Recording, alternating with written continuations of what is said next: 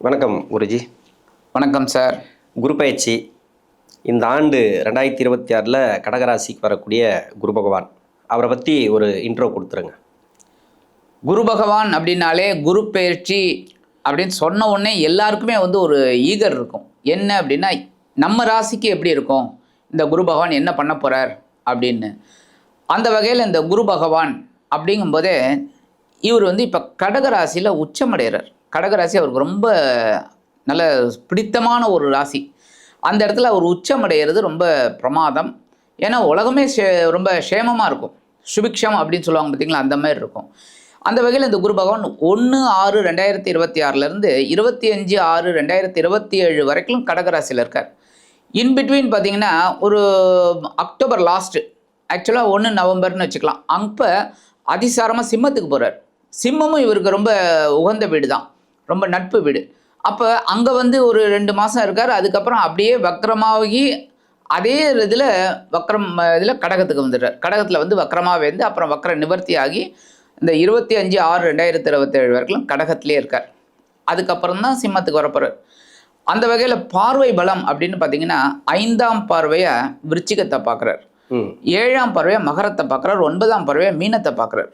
இந்த 3 ராசிகளுமே இப்போ ரொம்ப சுபிக்ஷமாக நல்லபடியாக வரக்கூடிய ஒரு அமைப்பு இந்த 3 ராசிக்கும் இருக்குது. அதுக்கப்புறம் இந்த அதிசாரமாக வரும்போது இந்த பார்வையும் மாறும்.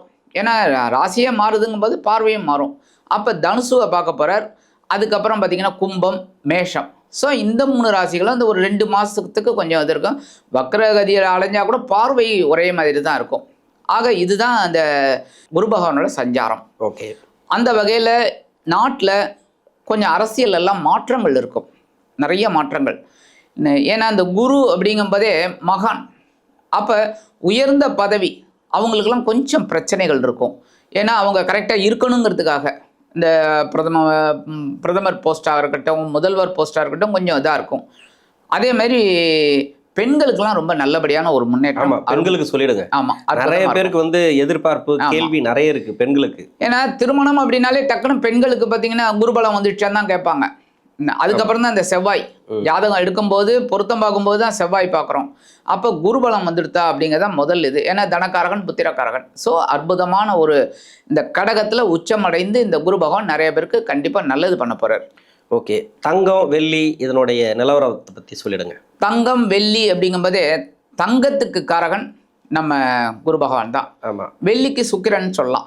அப்போ இந்த தங்கம் விலை கண்டிப்பாக ஒரு உச்சத்தை தொடுங்க இந்த வருஷம். ஆமாம், போய்கிட்டே இருக்கும். கொஞ்சம் வேணால் இறங்கும், லைட்டாக இறங்கி அப்புறம் மறுபடியும் ஏறும் ஏறும் ஏறும் ஏறிக்கிட்டே தான் இருக்கும். ஏன்னா உச்சமடைகிறார். உச்சமடையும் போது கோல்டு கண்டிப்பாக விலை ஏறும். அதான் குருவும் உச்சம், தங்கமும் உச்சம். தங்கமும் உச்சம், அந்த மாதிரி தான் வரும். வெள்ளி அப்படிங்கும்போதே இப்பெல்லாம் பார்த்தீங்கன்னா முன்னாடியெல்லாம் தங்கம் விலை ஏறிட்டே இருக்கும், வெள்ளி அவ்வளோவா ஏறாது. இங்கே ஒரு 10 ரூபாய் ஏறும், இது அவ்வளோவா ஏறாது. இப்போ இதுவும் ஏறுது, இதுவும் ஹைக். ஸோ ரெண்டுமே ஏறிக்கிட்டு இருக்கு. அந்த வகையில் வெள்ளி பெரிய அளவில் மாற்றங்கள் இல்லைனாலும் கொஞ்சம் ஏறும். ஆக இந்த குரு பகவானோட பயிற்சி கடகத்தில் அற்புதமான ஒரு பயிற்சி அப்படின்னு சொல்லலாம். முக்கியமாக ஒன்று சொல்லணும், என்ன அப்படின்னா சுய ஜாதகம், உங்களோட ஜாதகம் பார்க்கணும் அப்படின்னா கீழே நம்பர் கொடுத்துருக்காங்க. அந்த நம்பருக்கு வாட்ஸ்அப்பில் வாங்க, நம்ம சுய ஜாதகம் பார்க்கலாம். இப்போ இந்த பதிவுக்கு போகலாமா? துளாராசி. இந்த துளாராசிக்கு குரு பயிற்சி எப்படி இருக்கும்? துலாம் ராசிக்கு இந்த குரு பயிற்சி முன்னாடி பார்த்திங்கன்னா பாக்கிய குருவாக இருந்தார். என்னதான் இருந்தாலும் சுப கிரகங்கிறதுனால நிறைய துலாம் ராசி அன்பர்களுக்கு நிறைய நன்மைகள் கிடச்சிருக்கு, இல்லைன்னு சொல்ல முடியாது. நிறைய குழப்பமும் இருந்திருக்கு, இல்லைன்னு சொல்ல முடியாது.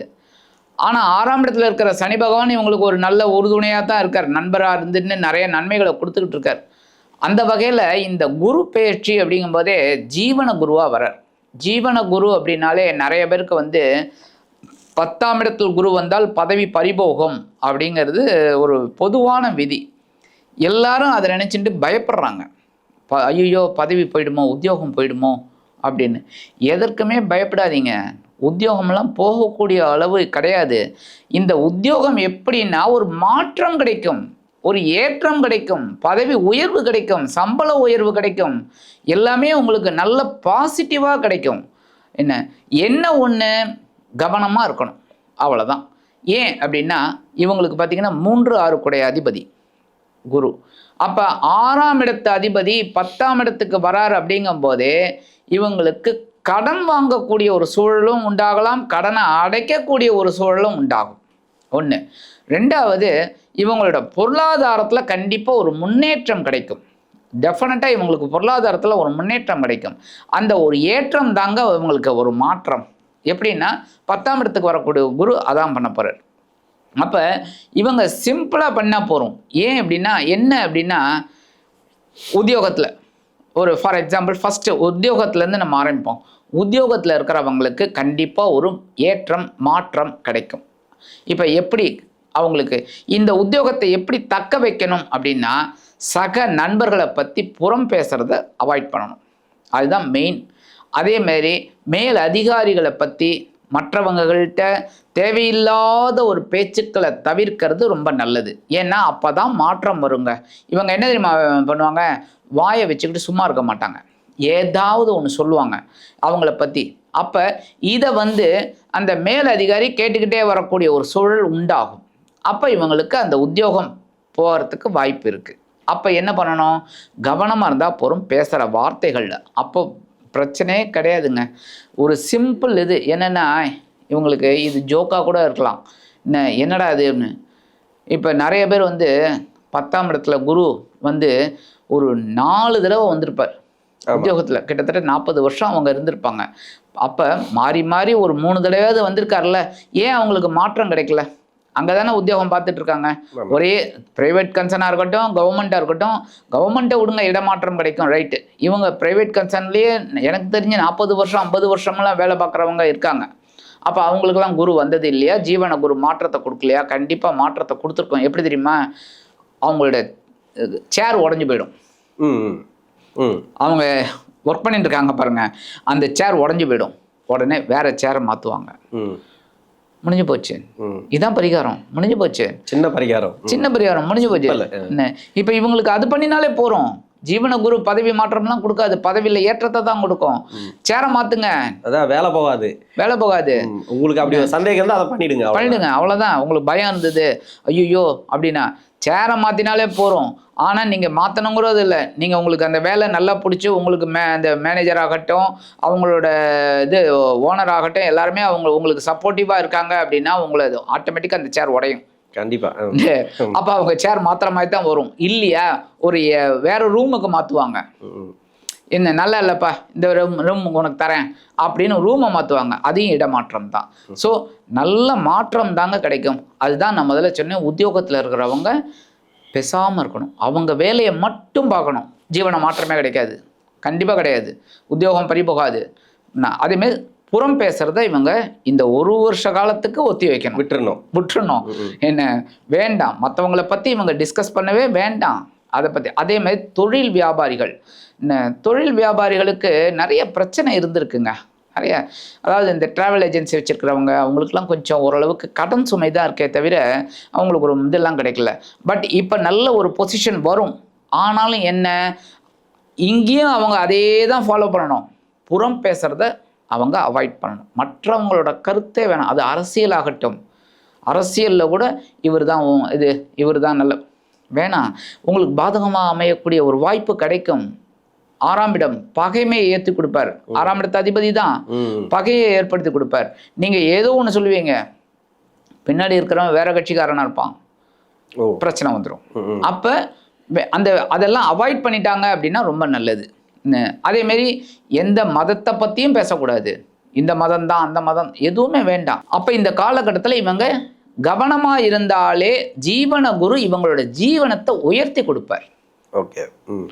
அதேமாரி இவங்களுக்கு பார்த்தீங்கன்னா ஏகப்பட்ட கடன் சுமை இருக்கு நிறையா. அது எப்படி உங்களுக்கு வந்தது அப்படின்னா, இவங்க சாதாரணமாகவே சுக்கிரனோட அம்சத்தில் பிறந்தவங்க. சுக்கிரன்னாலே ஜாலிலோ ஜிம்கானா தான், சந்தோஷமாக இருக்கணும். இவங்களுக்கு அஷ்டமாதிபதியும் இவர் தான். அப்போ கஷ்டங்களை சந்தோஷத்தை கொடுக்குறவரும் கஷ்டத்தை கொடுக்குறவரும் இவரே தான். அப்போ இவங்க இந்த கஷ்டத்தை கவனமாக எடுத்துக்கணும், அப்போ சந்தோஷத்தையும் கவனமாக எடுத்துக்கணும்.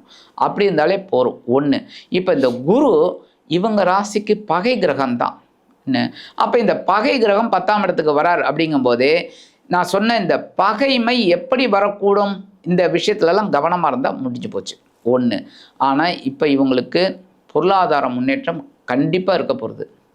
ஏன் அப்படின்னா குரு பகையாக இருந்தாலும் சரி, யாராக இருந்தாலும் இருக்கட்டுங்க, அதை பற்றிலாம் கவலை இல்லை. ஏன்னா நான் என்னோட தாட் என்ன அப்படின்னா, பகை கிரகம் அப்படின்னா அவர் அப்போ ஸ்தான பலம் இருந்தாலும் சரி, பார்வை பலம் இருந்தாலும் உபயோகம் இல்லை. கரெக்டாக? இப்போ நான் உங்களோட எதிரிங்க அப்படின்னா நான் ஏன் உங்களை பார்க்கணும் சொல்லுங்க? எதிரி அப்படிங்கும்போது நான் ஏன் பார்க்கணும்? என்னோட பார்வையை நீங்கள் வந்து பெருசாகவே எடுத்துக்க வேணாமே என்ன. ஆனால் இது சுபகிரகம்ங்கிறோம். சுபகிரகம் அப்படின்னாலே பார்வை உண்டுங்க, ஸ்தான பலமும் உண்டு. எந்த இடத்துல இருந்தாலும் கண்டிப்பாக அவருக்குண்டான காரகத்துவத்தை அவர் பண்ணுவார், இல்லைன்னு சொல்ல முடியாது. அதாவது துலா ராசிக்கு பாக்கிய குருவாக இருந்து நிறைய பண்ணியிருக்கார், இல்லைன்னு சொல்ல முடியாது. அப்போ இந்த ஜீவன குரு கண்டிப்பாக ஒரு உச்சமான ஒரு விதத்தான் கொடுப்பார். அப்போ ஜீவனத்தில் ஒரு உச்சத்தை கொடுக்க போகிறார். உச்சம் என்ன? நிறைய இப்போ புதுசாக வேலை தர்றவங்களுக்கு நல்ல வேலை வாய்ப்பு கிடைக்கும். ஏற்கனவே வேலையில் இருக்கிறவங்க ஒரு மாற்றம் கிடைக்கும், ஒரு உத்தியோக மாற்றம், ஒரு பெரிய ஒரு சம்பள உயர்வு, இதெல்லாம் வரத்துக்கு வாய்ப்பு இருக்குது. ஸோ வருமானம் கண்டிப்பாக வந்துடும். அதேமாதிரி தொழில் அதிபர்களுக்கு அவங்களுக்கு ஒரு ஏற்றம் கிடைக்கக்கூடிய ஒரு காலகட்டம். ஏன்னா ஜீவனம்னாலே அதான். ஸோ மாற்றத்தை கொடுக்கக்கூடிய ஒரு அமைப்பை இந்த ஜீவன குரு கண்டிப்பாக உச்சமடைந்து கொடுக்க போகிறார் இவங்க வாழ்க்கையில். அதேமாரி பார்வை பலம், அற்புதமான பார்வை பலம். 2ஆம் இடத்தை பார்க்க போகிறார். 5ஆம் பார்வையா? 2ஆம் இடம்ங்கிறது உங்களுக்கே தெரியும், தன வாக்கு குடும்பஸ்தானம். அது விருச்சிக ராசி, செவ்வாய். ஸோ குருவுக்கு ரொம்ப பிடிச்சமான ஒரு இதுதான் செவ்வாய். அப்போ அந்த இடத்துல குரு மங்கள யோகம் அவங்களுக்கு கிடைக்கிறது. ஸோ இவங்களுக்கு பெரிய பாக்கியம், பொருளாதார முன்னேற்றம் கண்டிப்பாக வரப்போகிறது. ஸோ வருமானம் அற்புதமாக இருக்கக்கூடிய ஒரு காலகட்டம் இந்த காலகட்டம். அப்போ நான் சொல்கிறேன் பார்த்துங்க, ஸ்தான பலம் இல்லை, 10ஆம் இடம் ஜீவனம் பறிபோயிடும் அப்படின்னா பொருளாதாரம் எப்படி முன்னேற்றம் கிடைக்கும்? அவனுக்கு வேலையே போயிடுச்சுங்க. 6 மாதம் இந்த 1 வருஷமாக வேலை இல்லாமல் இருக்கான்னு வச்சுக்கோங்க. ஏன்னா பலம் இல்லை, ஜீவனம் மாற்றம், பதவி பறி போயிடுச்சு, வேலை கிடைக்கல, வருமானம் எப்படி கிடைக்கும்? அப்போ ஜீவனத்தில் உச்சமடைய வைக்க போகிறார் இந்த குரு. எப்போவுமே அப்படிதான். ஏன்னா இவங்களுக்கு 10ஆம் இடத்துல குரு உச்சம். அப்போ இந்த உச்சமடைந்த குரு கண்டிப்பாக ஒரு பொருளாதார முன்னேற்றத்தை 5ஆம் பறவையாக கொடுக்க போகிறார். விசேஷம். அப்புறம் 7ஆம் பறவை 4ஆம் இடத்தை பார்க்க போறாரு. 4ஆம் இடம் சுகஸ்தானங்க. அதுக்கு மேல என்ன வேணும்? சுகம் அற்புதமா கிடைக்கக்கூடிய ஒரு வாய்ப்பு. அப்ப சுகஸ்தானம் அப்படிங்கும் போதே, அந்த 4ஆம் இடம் அப்படிங்கும் போதே படிக்கிற குழந்தைகளுக்கு ஒரு நல்ல படிப்பு வரும். அதே மாதிரி சொத்து சேர்க்கை, வருமானம் வந்தாலே சொத்து வாங்கிடுவாங்க. ஒரு காயினாவது வாங்கி போட்டுடலாம், 1 கிராம் 1 பவுன் அப்படிங்கிற மாதிரி எல்லாம் ஒரு நல்ல ஒரு முன்னேற்றம் கிடைக்கக்கூடியது. அப்ப ஜீவன குரு கண்டிப்பா கொடுக்க போறாரு. அடுத்தது சொத்து சேர்க்கை சொல்லிட்டேன். கண்டிப்பா வீடு, மனை, வாகனம் இதெல்லாம் வாங்கணும்னு நினைச்சிருந்தா கண்டிப்பா ஒரு பெரிய மாற்றம். இந்த நேரத்துல உறவுகள் இவங்களுக்கு ரொம்ப கை கொடுப்பாங்க. சாதாரணமாவே இந்த துலாம் ராசி நேயர்களுக்கு மாமன்மார்கள், மைத்துனன்மார்கள் இவங்கெல்லாம் ரொம்ப ஹெல்ப்ஃபுல்லா இருப்பாங்க. இவங்களுக்கு ஒரு 2 வாய்ப்பு என்னன்னா, இவங்களுக்கு வந்து தந்தையார் வழியும் தாயார் வழியும் ரொம்ப ஆதரவா இருப்பாங்க துலாம் ராசிக்கு எப்பவுமே. அப்ப இந்த தந்தையார் வழி உறவினர்களும் ஆசையாக இருப்பாங்க. அதுமாரி தாயார் வழி உறவினர்கள், மாமன்மார்கள், மைத்துனன்மார்கள் இவங்கெல்லாம் ரொம்ப அண்டர்ஸ்டாண்டிங்காக இருக்கக்கூடிய ஒரு காலகட்டம். அடுத்தபடி இந்த பார்த்தீங்கன்னா 9ஆம் பார்வை 6ஆம் இடத்தை பார்க்க போறார். கேட்கவா வேணும்? 6ஆம் இடம்ங்கிறது உங்களுக்கே தெரியும், பகை, ருண, ரோகம். பகைமே ஒழிஞ்சிடும், கடன் பிரச்சனை, எதிரிகள் உதிரிகள் ஆயிடுவாங்க, கடன் சுமை கண்டிப்பாக குறைஞ்சிடும். ஏன்னா 2ஆம் இடத்தை பார்க்குறாருல, வருமானம் வந்தாலே கடனை அடைச்சிடுவாங்க. ஏன்னா இவங்க பயப்படுவாங்க கடனுக்கெல்லாம். சில பேர் தான் என்ன நடந்தாலும் நடந்துட்டு போட்டோம், கோர்ட்டு கேஸ் ஆகட்டும், இல்லை போலீஸ் கேஸே ஆகட்டும், என்ன பெண்ண எனக்கு தெரியாதா போலீஸா அப்படிங்கிற மாதிரிலாம் நிறைய பேர் இருப்பாங்க. ஆனால் இந்த துலாம் ராசினு பயப்படுவாங்க. இவங்களுக்கு எல்லாருமே தெரியும், ஐஏஎஸ் ஐபிஎஸ் எல்லாருமே தெரியும், ஆனால் இவங்க பயப்படுவாங்க வேண்டாம். ஏன்னா சனி பகவான் உச்சமடையக்கூடிய ராசி. அப்போ தராசு மாதிரி இருக்கணும், வேண்டாம் அவனை எதுக்கு நம்ம ஏமாற்றணும், கடன் அடைச்சிடுவான். 6ஆம் இடத்தை பார்க்கறதுனால சனி வேற இருக்கார்.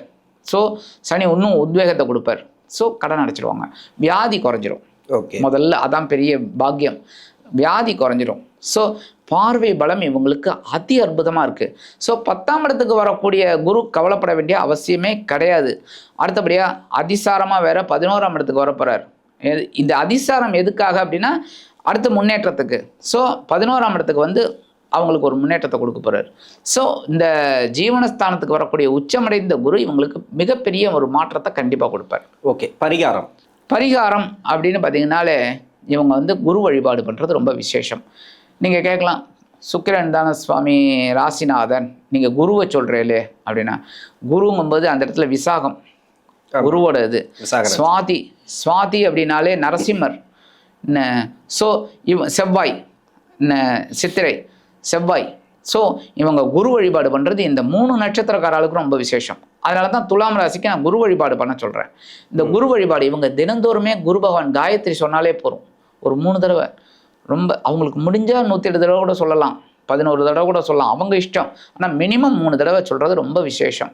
என்ன அப்போ இந்த ஓம் ரிஷபத்வஜாய வித்மகே குருணிகஸ்தாய தீமகே தன்னோ குரு பிரச்சோதயாத் அப்படின்னு ஒரு 3 தடவை தினந்தோறும் சொல்லிட்டு வியாழக்கிழமை ஒரு நெய் தீபம் போட்டுட்டு வர சொல்லுங்க.